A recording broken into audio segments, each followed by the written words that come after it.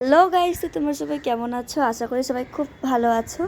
আজকে আমি তাড়াতাড়ি চলে এসেছি ক্লাস করে, কারণ আজকে আমাদের যেতে হবে বাইরে দিদির জন্য গিফট আনতে। তো এই যে আমরা বেরিয়েও গেছি বড় দিদিদের সাথে গিফট নিয়ে আসতে। এই যে আমরা 5জন ছিলাম, তো আমাদেরকে একটা থলি আর ওদেরকে একটা থলি আমাকে ভাগ ভাগ করে দিয়েছিল গিফটগুলো। আর এই যে বাজারের মধ্যে গিয়ে ধরে ধরে গিফটগুলো নিয়ে আসছিলাম। বেশি দূরে ছিল না দোকানটা, আমাদের হোস্টেলের কাছেই ছিল।